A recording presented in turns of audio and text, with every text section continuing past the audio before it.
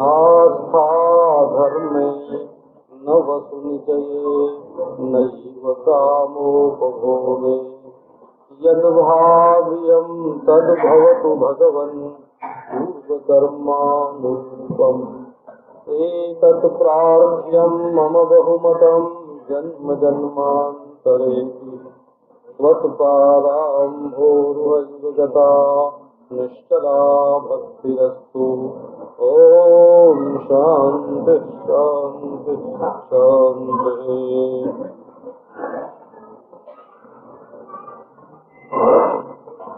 और आगे बढ़े आओ, और आगे बढ़े आओ, थोड़ी जगह कम लो भाई। हाँ,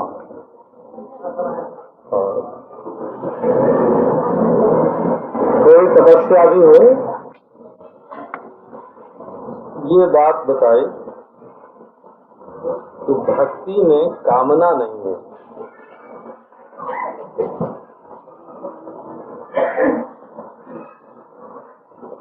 अंगिरा का सूत्र है अकाम्यासा। अंगिरा के सूत्र में बताया अकाम्यासा, कोई कामना भक्ति में नहीं है। नारद का है सा न कामय माना निरोध रूपत्वात्, क्योंकि भक्ति की जाती है सामने वाले को सुख देने के लिए, और यदि हम उसको सुख देके उसके बदले में फायदा उठाने लग गए तो उसको सुख क्या दिया, ये तो व्यापार हो गया। नासौ भृत्या स वै बड़ेक, वो भृत्य नहीं है, वो सेवक नहीं है, वो तो व्यापारी हो गया। श्री उड़िया बाबा जी महाराज के यहाँ गुरु पूर्णिमा के दिन जब भीड़ होती तो कोई कोई लोग आते, 2 पैसे की माला है ना, और दूसरा कोई चंदन लगा रहा है तो उसमें से झटका चंदन लिया है ना, और चंदन लगाया सिर पे और 2 पैसे वाली माला पहनाई। तो बाबा हंसते थे, तो 2 रुपए की पूरी खाएगा भाई, है ना।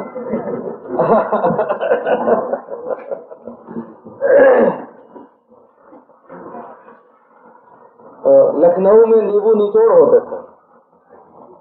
जब नवाब लोग खाने को बैठते तो नींबू और चाकू लेके पहुंच जाते और नींबू तराशा और नवाब साहब की थाली में गाढ़ निचोड़ दिया और खुद उसी थाली में बैठ के जो भोजन नवाब करते हैं वही करने लग गए।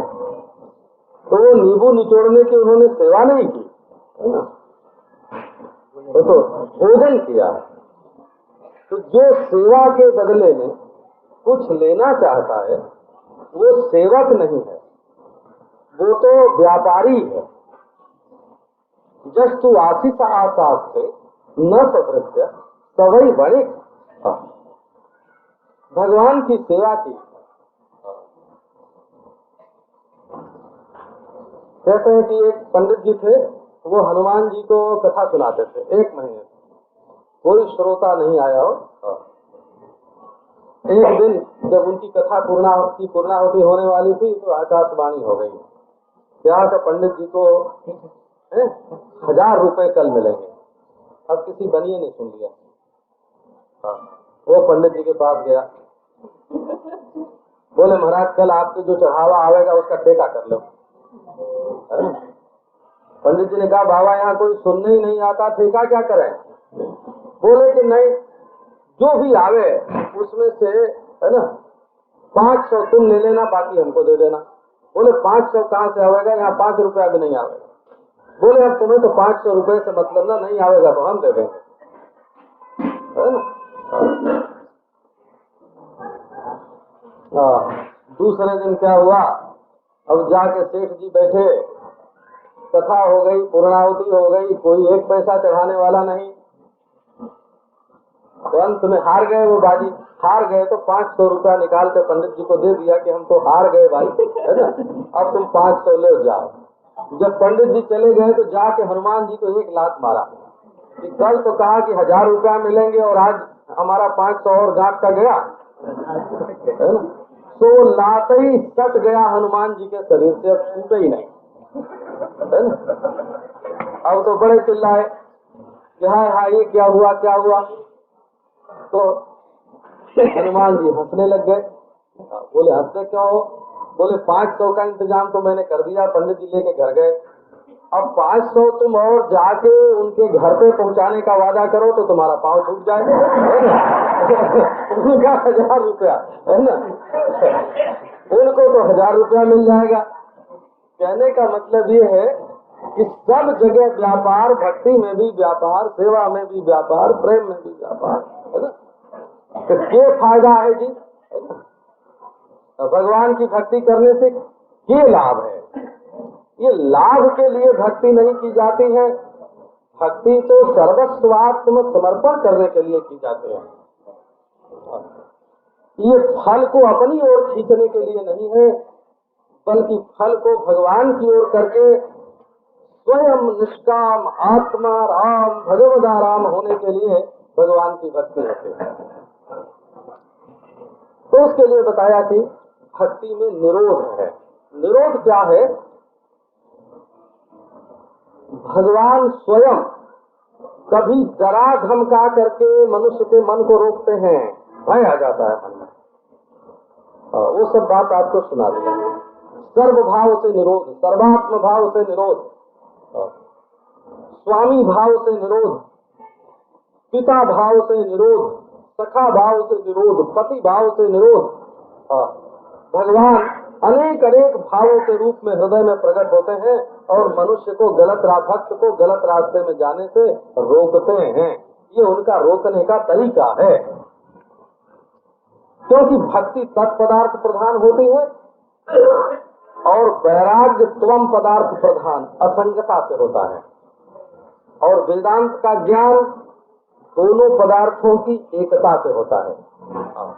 तत्पदार्थ और त्वम पदार्थ की एकता जो है ये ब्रह्म ज्ञान है, और तत्पदार्थ की प्रधानता से चिंतन भक्ति है, त्वम पदार्थ की प्रधानता से चिंतन योगाभ्यास है। तो अब ये प्रसंग वर्णन कर रहे हैं कि भक्ति में अनन्यता होती है। तो अनन्यता की कुछ बात तो कल आपको सुनाई थी।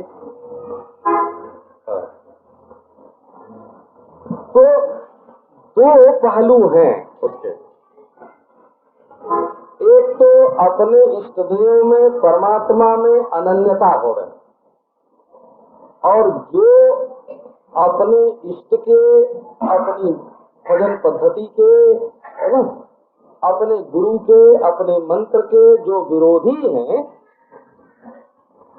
उनके प्रति उदासीनता का बर्ताव करना, उनके साथ वैर विरोध मत बांधना, है ना, उनके साथ वैर विरोध नहीं बांधना, नहीं तो तुम्हारी भक्ति छूट जाएगी।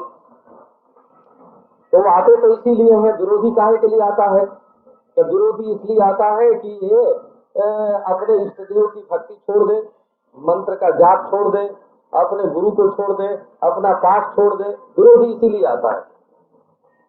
तो यदि तुम उससे लड़ाई करने में लग जाओगे, उससे दुश्मनी बांधोगे, तो क्या होगा? इष्ट देव का स्मरण छूट करके उसका चिंतन होने लग जाएगा, मंत्र का जप छूट जाएगा, गुरु की सेवा छूट जाएगी, अब बांधो पैर। तो इसका मतलब ये हुआ कि विरोधी से दुश्मनी न जोड़ करके उदासीनता बरतना चाहिए। उदासीनता क्या है? तो उदासीनता के भी दो पहलू हैं, वो स्वयं देवर्षि नारद बताते हैं। तो अभी अनन्यता वाली बात लें। अन्याश्रयाणाम त्यागो अनन्यता, लोके वेदेषु तदनुकूलाचरणम तद विरोधिषु उदासीनता।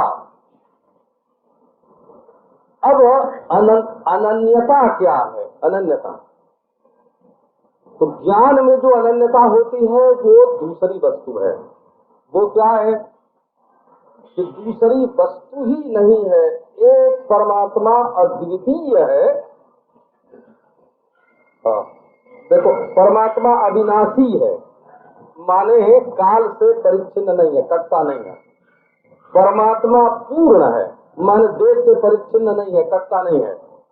और परमात्मा अद्वितीय है, माने उसमें दूसरी वस्तु नहीं है। और अपना आत्मा और परमात्मा एक है, तो आत्मा और ब्रह्म की अद्वितीयता का बोध ज्ञान है, वो दूसरी चीज है। और भक्ति में जो अनन्यता है वो कैसी? तो देवर्षि नारद ने उसको साफ किया। अपनी अपनी भूमिका में सब बात समझनी पड़ती है। हो जो जिस भाषा में बोलता है उसकी बात उसी भाषा में समझना पड़ता है। तो कहते हैं अनन्यता ये है कि दूसरे का आश्रय मत लो। दूसरा है, अब देखो ये भक्ति है। भक्ति माने हरिशो जोड़ सबन सो तोड़ो, सबसे अपनी मनोवृत्ति को तोड़ करके भगवान से जोड़ना। तो राग और वैराग्य के लिए दो दिशा हो गई, संसार से वैराग्य करो और भगवान से राग करो। अगर दो दिशा नहीं होगी तो अपने हृदय में भक्ति को कैसे बैठाओगे? तो अन्याश्रयाणाम त्यागा, दूसरे जो आश्रय हैं उनकी ओर से अपने मन को हटा लो। अच्छा, अभी क्या है देखो, थोड़ा आश्रय का वर्णन सुनाता हूं। किसी को धन का आश्रय रहता है, बड़ा भारी सहारा, हम जो काम चाहेंगे सो धन से बन जाएगा। तो धन का मद होता है, नशा होता है। मैंने देखा एक बालक 10 बरस चांदी की थाली में और वो चांदी की छन्नी, गिलास, लोटा गंगा जी के किनारे ले जाके, नियम था उसके घर में कि सब बच्चों को जाके गंगा जी घर में बैठे। तो नियम है कि रोज गंगा जी की पूजा बच्चे को करनी पड़ेगी। अब वो लेके गया, हम बैठे देख रहे गंगा किनारे, हम भी घाट पे बैठे। उसने थाली उठा के, बहुत बढ़िया चांदी की थाली बड़ी, गंगा जी में फेंक दिया। नौकर ने कहा, बाबू ये क्या करते हो, हमारे ऊपर मार पड़ेगी। तो उसने कहा, तुम क्या समझता है, हम 10 थाली मंगा के दे देगा, है ना। अच्छा, अब 10 थाली मंगा के 10 बरस का बच्चा दे सकता है, इसलिए वो एक थाली की कोई परवाह नहीं करता। तो उसको ये मद कहां से आया? ये मद धन से आया। जब धन की प्राप्ति से मनुष्य के मन में बहुत हर्ष होता है, तब वो दूसरे को कुछ गिनता नहीं है। वो ये समझता है कि हम चाहें तो महात्मा को भी धन से खरीद सकते हैं। वो सोचता है कि हम चाहें तो ईश्वर को भी धन से खरीद सकते हैं। ऐसा उसके मन में आने लगता है। ये धनाश्रय जन्य मद होता है।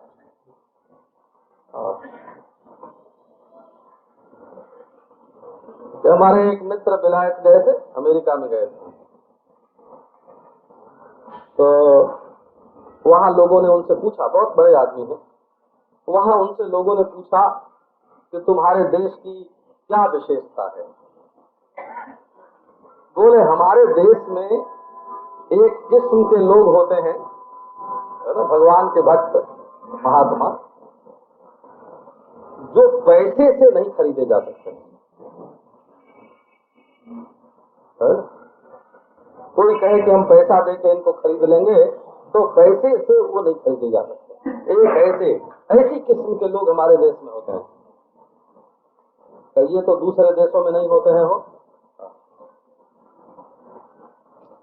ये जो अभी कांग्रेस के मंत्री थे श्रीमन नारायण अग्रवाल, ये इटावे के ही हैं, हो स्वामी जहाँ रहते हैं उधर से। ये गए अमेरिका, तो इनको वहाँ एक ऐसी मशीन दिखाई गई जो बिल्कुल मनुष्य की शक्ल की थी, और मनुष्य के शरीर में जैसी क्रियाएं होती हैं वैसी क्रियाएं उसके शरीर में, कैसे रक्त संचार होता है, कैसे नाड़ी चलती है, कैसे धड़कन होती है, कैसे मस्तिष्क काम करता है, ऐसा एक मनुष्याकार यंत्र उनको दिखाया गया। बोले देखो हमारे देश की ये विशेषता है, ये यंत्र हमारे देश में है। तो श्रीमन नारायण जी ने कहा कि हम ये यंत्र तुम्हारे देश में है इसलिए तुम्हारे देश को बड़ा नहीं मानते हैं, ऐसा यंत्र बनाने वाला मस्तिष्क तो तुम्हारे देश में है, हम उसकी कद्र करते हैं, उस बुद्धि का, उस ज्ञान का आदर करते हैं। तो अन्य आश्रय की बात देखो, द्रव्याश्रय होता है, हमारे ऐसा मकान है, ऐसा कपड़ा है, ऐसा देवर है, इसके मद में डूबे हुए हैं। ईश्वर के भक्त को द्रव्याश्रय नहीं होता है। अब दूसरा लो, कर्माश्रय होता है। कर्माश्रय क्या होता है? कर्माश्रय दो तरह का होता है। हम ये विवेक पूर्वक आपको सुना रहे हो। क्या होता है? बोले बहिरंग कर्म जो है, हम ये कारखाना खोलेंगे, ये खेती करेंगे, ये बहिरंग कर्म का आश्रय, और ये सफलता प्राप्त करेंगे। और योगाभ्यास करके, प्राणायाम प्रत्याहार करके ये सिद्धि प्राप्त करेंगे, ये अंतरंग कर्म का आश्रय है। तो भक्त के मन में न तो अपने हाथ से किए जाने वाले कर्म का आश्रय है, भगवान की कृपा पर भरोसा है बोला, और न तो प्राणायाम प्रत्याहार पर भरोसा है, न जप तप पर भरोसा है कि हम इतनी माला फेरेंगे तो माला की गिनती से भगवान को हम खरीदेंगे, है ना? ऐसा नहीं। श्री रामानुजाचार्य महाराज कर्म को भगवान की कीमत बनाते हैं, अपने तप को, व्रत को, दान को, जप को, ये भगवान की कीमत नहीं है। हो अपने पौरुष को भगवान की प्राप्ति की कीमत नहीं बनाया जा सकता। इसीलिए माम एकम शरणम व्रज सर्वधर्मान परित्यज्य माम एकम शरणम व्रज, धर्माश्रयता का परित्याग करके शरण भाव को स्वीकार करो, ये बात भगवान ने कही। वही उपाय और वही उपेय। अब देखो कोई क्या करते हैं कि बहिरंग धर्म को तो, बहिरंग कर्म को तो धर्म बोलते हैं और अंतरंग कर्म को उपासना बोलते हैं, योग बोलते हैं, प्राणायाम बोलते हैं, प्रत्याहार बोलते हैं। इनसे भी ऊपर उठो। अब कोई देवता का आश्रय लेते हैं, नंद बाबा वगैरह अपनी भलाई के लिए इंद्र देवता का आश्रय लिया करते थे। तो भगवान ने कहा कि ये अन्य आश्रय ठीक नहीं है। कामैस्तैस्तैर्हृतज्ञानाः प्रपद्यन्ते देवताः तम तम नियममास्थाय प्रकृत्या नियता स्वया, है ना? प्रपद्यन्ते देवताः, दूसरे देवता का आश्रय लेना ये भगवान की भक्ति में बाधक है। तो अनन्य होने का अर्थ दूसरे देवता का आश्रय मत लो। एक कथा आती है पुराण में, भगवान शंकर के बड़े भक्त थे उपमन्यु, उनका नाम था उपमन्यु। उन्होंने भगवान शंकर की आराधना की, शंकर के अनन्य भक्त। एक दिन शंकर भगवान उनके ऊपर प्रसन्न हुए, लेकिन उन्होंने अपना रूप बदल दिया। अपने बैल को तो बना दिया हाथी ऐरावत, और त्रिशूल को बना दिया वज्र, और स्वयं बन गए इंद्र, और हाथी पर चढ़कर उपमन्यु के सम्मुख प्रकट हुए। बोले कि उपमन्यु, तुम्हारी जो इच्छा है सो वर मांग लो। उपमन्यु ने मुंह फेर लिया, बोले इंद्र अपि कीट पतंगो वा भवेयम शंकराज्ञेया न तो शक्य त्वया दत्तम त्रैलोक्यमपि कामये। शंकर भगवान आज्ञा कर दें तो मैं कीड़ा होने को तैयार हूँ, मैं पतंगा होने को तैयार हूँ, लेकिन अगर तुम मुझे अपना त्रिलोकी का राज्य दे दो, इंद्र पद दे दो, वो हमको नहीं चाहिए। हमको इंद्र के हाथ से कुछ नहीं चाहिए, हमको चाहिए तो हमारे भगवान शंकर के हाथ से, है ना, जो भांग धतूरा मिल जाए तो सब ठीक, लेकिन इंद्र के हाथ से त्रैलोक्य का राज्य ठीक नहीं है। अन्याश्रयाणाम त्यागा। फिर जीवाश्रय लेते हैं। जीवाश्रय क्या होता है? ये जीव हमारी भलाई कर देगा, तो जीव भलाई नहीं कर सकता बोला। स्वाश्रय लेते हैं, अपने ही सहारा लेते हैं कि हम पार करेंगे। तो बोले ये भी अन्याश्रय है। अच्छा, अब देखो, अपने इष्ट देव के सिवाय दूसरे जो इष्ट देव हैं, जिनको उन इष्ट देवों के पुजारी ईश्वर मानते हैं, है ना, तो उनका सहारा लेना, बोले उनका भी नहीं लेना, वो भी अन्याश्रय है। एक भक्त का पद है, हिंदी में बहुत प्रसिद्ध है। वो कहते हैं कि हमारा इष्ट देव यदि ईश्वर है तब तो हम ईश्वरवादी हैं, और हमारा इष्ट देव अगर ईश्वर नहीं है तो हम ईश्वरवादी नहीं हैं। हाँ, देखो क्या बढ़िया बात, ये भाव है, वो ये उत्तम भाव है। मैथिली शरण गुप्त का एक पद है, राम तुम मानव हो, ईश्वर नहीं हो क्या? तो मैं निरीश्वर हूँ, ईश्वर क्षमा करे। हे राम, अगर तुम मनुष्य हो, तुम ईश्वर नहीं हो, तो मुझे दूसरे ईश्वर की जरूरत नहीं है। तो मैं निरीश्वर हूँ, ईश्वर क्षमा करे। अगर दूसरा कोई ईश्वर है तो वो हमारी ये गुस्ताखी माफ करे, क्षमा करे हमारी ये दुरुक्ति। हम अपने इष्ट देव को ही ईश्वर मानते हैं, दूसरे को नहीं मानते। ये भक्ति में ऐसी अनन्यता होनी चाहिए। कल गिरधर भाई ने शाम को याद दिलाया,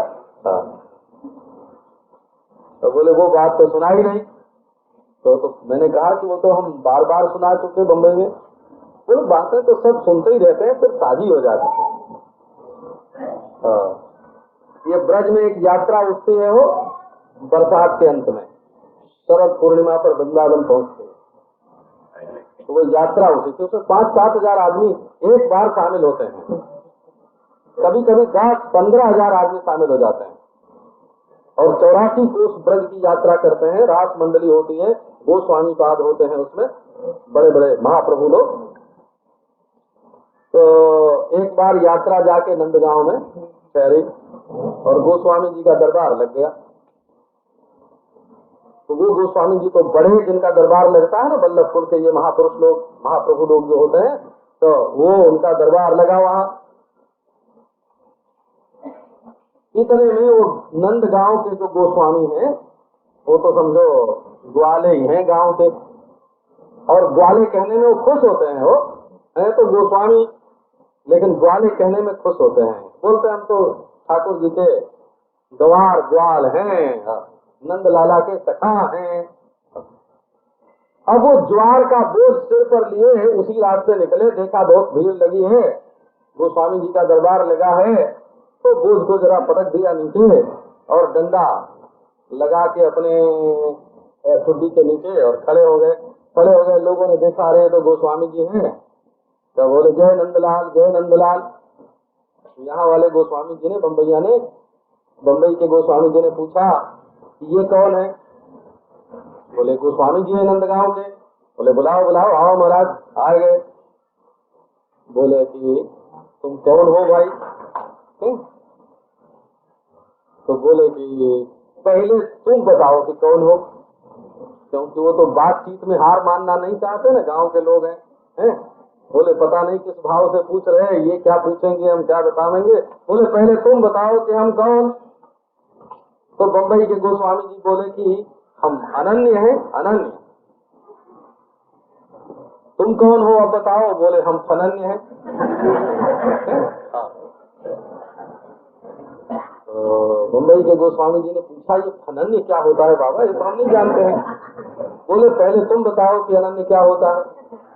बोले अनन्य वो होता है जो किसी देवी देवता की, गणेश की, सूर्य की, देवी की, किसी की पूजा न करे, केवल कृष्ण की पूजा करे, वो अनन्य होता है। तो नंदगांव वाले बोले कि तुमने तो इतने सारे नाम गिना दिए हैं, जो इतने नाम भी न जाने कृष्ण के नाम के सिवाय, अपने कन्हैया के नाम के सिवाय दूसरे का नाम भी न जाने, उसका नाम अनन्य होता है। उसका नाम अनन्य होता है।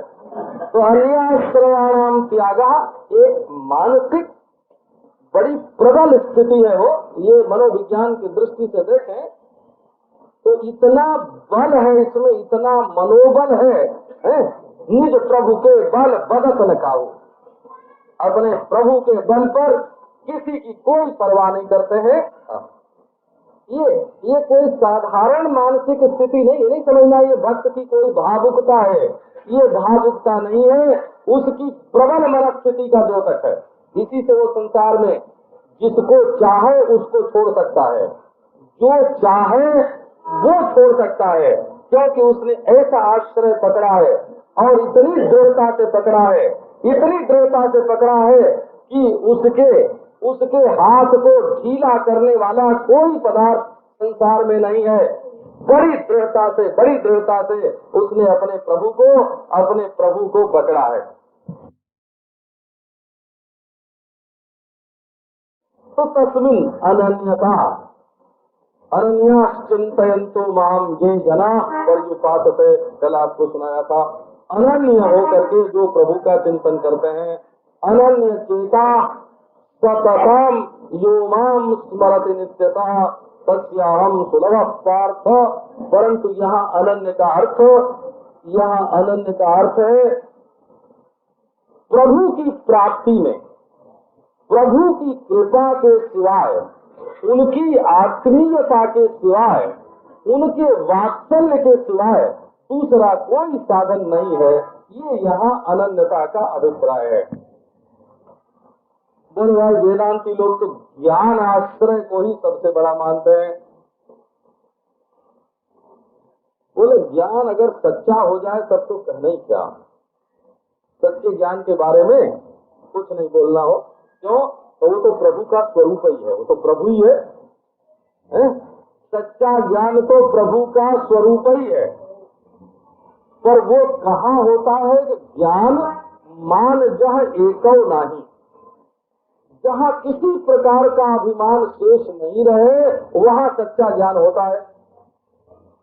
और यहाँ जे ज्ञान मान विमत्त तव भवहरनि भगति नयादरी, ते पाई सुर दुर्लभ पदादपि परत हम देखत हरि। गोस्वामी तुलसीदास जी ने कहा कि जो ज्ञान के मद में मतवाले हो रहे हैं, ज्ञान के अभिमान में मतवाले हो रहे हैं, ये भागवत में इसका मूल है। ये श्लोक, ये चौपाई जो है, ये जो छंद है गोस्वामी जी का, जो ज्ञान मान विमत्त तब भव हरण भगति नयादरी, ते पाई सुर दुर्लभ पदादपि परत हम देखत हरि। इसका मूल श्लोक श्रीमद् भागवत में है। ये नविंदाक्ष विमुक्त मानिनः त्वय्यस्तभावाद् अविशुद्ध बुद्धयः आरुह्य कृच्छ्रेण परम पदम ततः पतन्त्यधोनादृत युष्मदंग्रयः। उसमें दो बात है। तो यस्त भावाद अविशुद्ध बुद्धया, भगवान में भाव नहीं लगाने के कारण अंतःकरण की शुद्धि नहीं है, क्योंकि अंतःकरण को एक सहारा चाहिए। ये जो जैसे एक को पकड़ लेते हैं तब पहले को छोड़ते हैं। एक जगह पांव जमा लेते हैं, यात्रा का यही नियम है। आप पैदल कभी चले तो जब अगला पांव एक जगह जम लेता है तब पिछले को उठाते हैं, और अगला पांव जमा हुआ न हो और पिछला उठा दे तो क्या होगा, वे गिर पड़ेंगे। पहले आगे का पांव जमा लेना पड़ता है। प्रजन तिष्ठन् पदैकेन जथै वैकेन गच्छति। ये चलता हुआ मनुष्य एक पांव से खड़ा रह के ही चलता है। श्रीमद् भागवत में ये बताया, एक पांव जब अपनी जगह पर जमा रहता है तब दूसरे पांव को पीछे से उठा के आगे रखते हैं। जब वहाँ वो जम जाता है तब पिछले पांव को उठा के फिर आगे रखते हैं। जिसका पांव आगे जमा नहीं, वो अगर पिछले पांव को उठा देगा तो गिर जाएगा। कैसी प्रकार यदि तुम्हें परमार्थ के मार्ग में चलना हो तो पहले भगवान को पकड़ो और फिर संसार को छोड़ो। और भगवान को पकड़ोगे नहीं और संसार को छोड़ दोगे तो क्या होगा, है ना। अरे महाराज, ऐसे ऐसे साधु देखे हैं जो पहले महल छोड़ करके आए और फिर देखा जेठ की दोपहरी में छाता लगाए और गधे पर से ईंटें उतारी जा रही हैं और गिनते जा रहे हैं, है ना। ईंटें गिन रहे हैं दोपहरी में और गधे गिन रहे हैं। वो तो ईंटें गिनते हैं तो साथ साथ गधे भी गिनने पड़ते हैं। कितने गधे आए महल छोड़ के आए, है ना, वृंदावन आए, हरिद्वार आए, ऋषिकेश आए, काम क्या कर रहे हैं, बोले ईंट और गधे गिन रहे हैं। भगवान का नाम नहीं गिनते हैं। वो 1 2 3 वहां भी जाके टेलीफोन लगवाया और सच्चा किया। ऐसे कितने बनिए आए, वृंदावन में आए, वहाँ टेलीफोन लगवाया और वहाँ बैठ के धारणा है और के ध्यान है और के भाव है। यही वहाँ भी सवेरे उठ के यही राधे श्याम नहीं हो यही। तो जब अपने मन में दुनिया को बसाए करके जाएंगे, ईश्वर को नहीं पकड़ोगे तो जहाँ जहाँ जाओगे वहाँ वहाँ ये दुनिया पीछा करेगी और मन में घुस जाएगी। तो मन में से संसार को निकालने के लिए ये जरूरी है कि पहले ईश्वर का चिंतन किया जाए और ईश्वर को पकड़ा जाए। ये लोग जो केवल ना करने वाले हैं, ये भी छोड़ो, ये भी छोड़ो, ये भी छोड़ो, ऐसा लगता है जैसे कोई काम क्रोध लोग हुक्म मानते हो और उनको हुक्म दे दिया, कह रहे वो काम भाग जा और भाग जाएगा, करे वो लोग भाग जाएगा। ये काम क्रोध लोग किसी का हुक्म मान के भागने वाले नहीं है। ये तो जब भरी सराय रहीम लखी आप पथिक फिर जाए, जब ये देखेंगे कि तुम्हारे हृदय में ईश्वर भरा हुआ है तब ये नहीं घुसेंगे। अगर तुम्हारा घर खाली हुआ, खड़ार हुआ, उसमें ईश्वर का ध्यान चिंतन नहीं हुआ तो ये काम क्रोध लोग उसमें घुसेंगे जरूर, बोला। तो इसलिए ये भक्ति का मार्ग है। बिना भगवान को हृदय में भरे अंतःकरण के दोष निकलते नहीं है।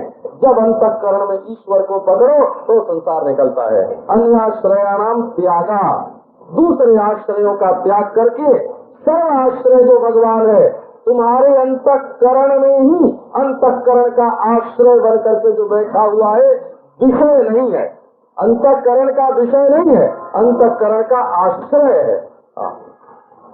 वो अंतःकरण का बेटा नहीं है, अंतःकरण रूप घड़े की मिट्टी है। आश्रय माने जिस मिट्टी में घड़ा बनता है ना, घड़े की शकल जिस मिट्टी में उभरती है उस मिट्टी का नाम आश्रय है। वो तत्व है ईश्वर जिस मिट्टी में तुम्हारा दिल गड़ा गया है, उस मिट्टी का नाम है ईश्वर। प्रकृतिश्च प्रतिज्ञा दृष्टान्तानुपरोधात्, प्रकृति के रूप में भी ईश्वर ही है। तदन्यत्वम आरंभण शब्दादिभ्यः, परमात्मा के सिवाय दूसरी कोई वस्तु नहीं है। वो सत्ता ईश्वर है जिसमें तुम्हारे अंतःकरण की तस्वीर खींची गई है। वो रोशनी ईश्वर है जिसमें तुम्हारा दिल दिखता है। वो आनंद ईश्वर है जो बाहर के संपर्क के बिना ही हृदय में प्रकट होता है। जैसे आंख से हम बाहर की चीज देखते हैं तो सूरज की रोशनी होती है, बाहर की रोशनी होती है तब आंख से बाहर की चीज दिखती है। इसी प्रकार भीतर हम कोई चीज देखते हैं तो बुद्धि आँख की तरफ देखती है और वहाँ ईश्वर की रोशनी होती है, उसमें धर्म अधर्म सत्य असत्य ईश्वर जीव सब उसमें दिखाई पड़ते हैं। वो पर ब्रह्म परमात्मा की रोशनी और हमारी बुद्धि की आँख, उसमें सारी चीजें, ईश्वर भी दिखता है, जीव भी दिखता है, तो उसमें जगत भी दिखता है। पर ब्रह्म परमात्मा की रोशनी में हमारी बुद्धि की आँख वस्तुओं को देखती है। तुम्हारे हृदय में कहाँ से रोशनी आती है? देखो ना, ईश्वर तुम्हारे हृदय में बैठ करके तुम्हारे हृदय को रोशन कर रहा है। प्रकाशते यज्ञ ये नवा गुणा, जिसके द्वारा हमारा अंतःकरण दिखाई पड़ता है, वो रोशनी देखो। जिस रोशनी में हमारी बुद्धि दिखती है, मन दिखता है, हमारा मैं दिखता है, उस रोशनी को देखो ना, वो बैठा हुआ है हृदय में। तो अन्य आश्रय का परित्याग करो। बोले अच्छा, अन्य आश्रय का परित्याग करना तो अनन्यता है। अब विरोधी भावों में क्या करें? तो विरोधी भावों में अगर लड़ोगे ना प्रत्येक विरोधी भाव से, तो सारी ताकत तुम्हारी लड़ाई में खर्च हो जाएगी। हाँ, ये लड़ने वाली जो दुनिया है वो दूसरी है। वो जने जने से लड़ते फिरो, माने ये आदमी निकम्मा है। अगर कोई लड़ाई करता फिरे तो समझो कि वो भजन करने वाला नहीं है। भजन करने वाले के मन में एक मिनट अगर लड़ाई की बात आ जाएगी तो दूसरे मिनट में ये आएगा कि एक मिनट तक भगवान की याद नहीं आएगी, है ना। आने तन महत बड़ा भारी नुकसान हुआ, बड़ा भारी नुकसान हुआ। क्यों? तो एक मिनट तक दुश्मन हमारे हृदय में रहा, जिसको हम अपने घर में नहीं रखना चाहते हैं, उसको हमने अपने दिल में ला करके बैठाया और ईश्वर को उठा के बाहर कर दिया, है ना। ईश्वर पर पर्दा डाल दिया और दुश्मन को ला के हृदय में बैठा लिया। कितनी बड़ी बेवकूफी! ये तो प्रत्यक्ष बेवकूफी है। भजन करने वाला ये कैसे काम कर सकता है कि हमारे हृदय में आकर के दुश्मन बैठे? ये तो नहीं हो सकता। तो विरोधी से लड़ाई नहीं करना हो। हमको एक महात्मा ने एक दृष्टांत सुनाया था। आपको सुनाया तो होगा कई बार, लेकिन फिर ताजा किए देता हूँ। महात्मा का सुनाया हुआ है। एक सारमेय था, बड़ा बढ़िया नाम है सारमेय। हो सारमेय माने कुत्ता। एक कुत्ता था, संस्कृत में कुत्ते को सारमेय बोलते हैं। शालावृक्ष घर का भेड़िया, सारमेय। तो उसको यात्रा करनी थी कोई 100 मील की। तो उसने अपनी योजना बनाई कि 10-10 मील रोज चलेंगे और 10 दिन में पहुंचेंगे, खाते पीते विश्राम करते। अब जब वो अपने गांव में से निकल करके सामने वाले दूसरे गांव में गया तो वहां 10 उसके भाई बिरादर और निकल आए और वो भूखते हुए, है ना।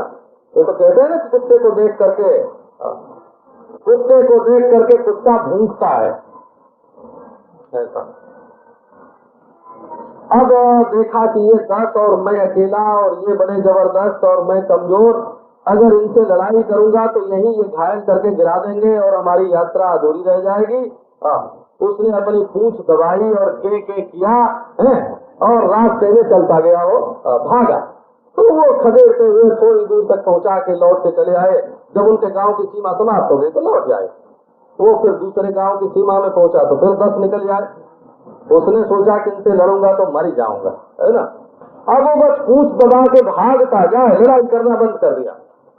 तो 10 दिन में जहां पहुंचने का उसने संकल्प किया था 2 ही दिन में पहुंच गया, है ना।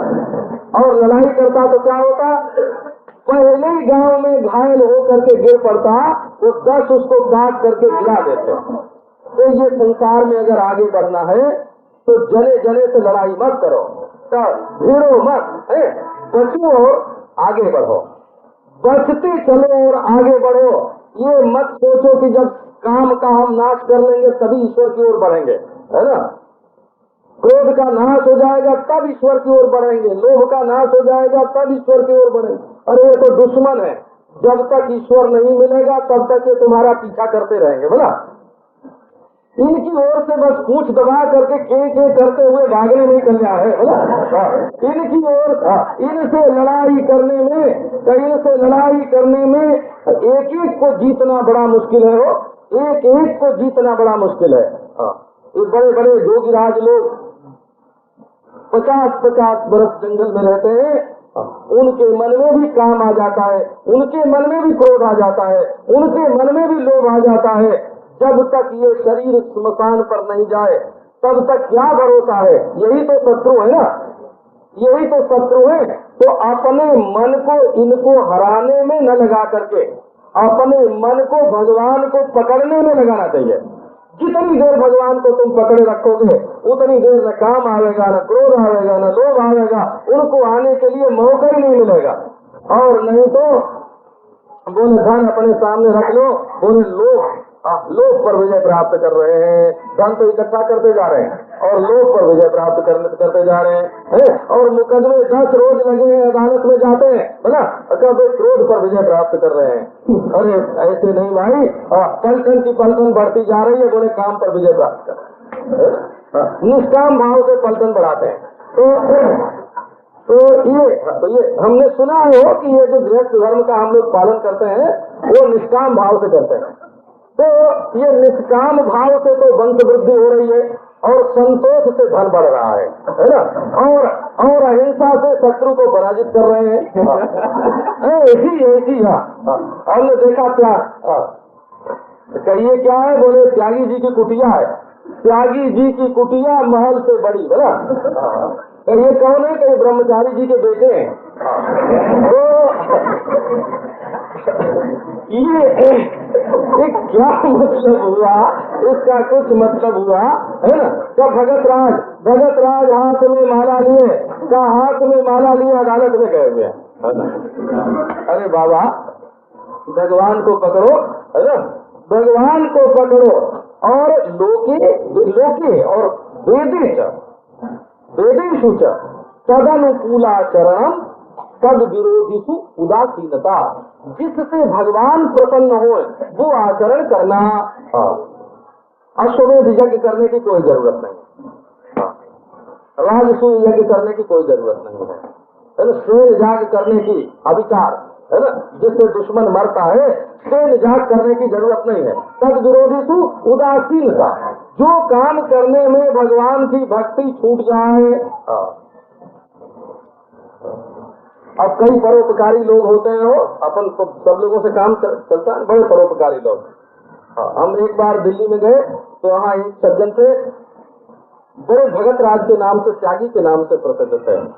वो बोले कि महाराज बस मैंने वृंदावन में आके आपका प्रवचन श्रवण किया है, बस अमृत बरसता है, बड़ी लालसा है ना, आप तो जरूर चलो और हम भगवान की लीला का श्रवण करना चाहते हैं। बड़ा आग्रह करके ले गए, ले जाके सभा में बैठा दिया, लाउड स्पीकर लगा और उस पर खूब तो हमारी तारीफ करी, है ना, और कथा की प्रशंसा की, भगवान की प्रशंसा की। 5-10 मिनट बोले।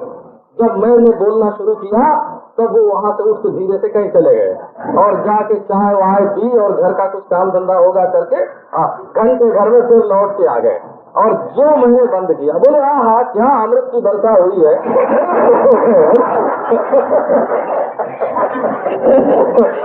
वो तो आप लोगों ने अनुभव ही किया है कि कैसा अमृत है, कैसा अमृत जरा है भगवान के लिए। ये कौन है? कि ये परोपकारी लोग हैं, बोला ये परोपकारी लोग हैं। इसी में उनको आनंद आता है कि हमने दूसरों को सुनाने का मौका दिया, है ना, दूसरों को सुनाने का मौका देने का अभिमान जन्य, है ना, उसमें हमने एक अच्छा काम किया, इसका सुख तो होता है, बोला, लेकिन स्वयं को सुख कहाँ से मिलेगा?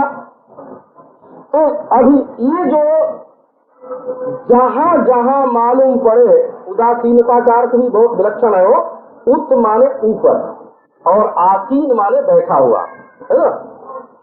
जो विरोधी भाव है, जैसे समझो कि तुम 6ठी मंजिल पर बैठे हुए हो और सड़क पर 2 आदमी लड़ रहे हैं, तो तुम क्या हुए?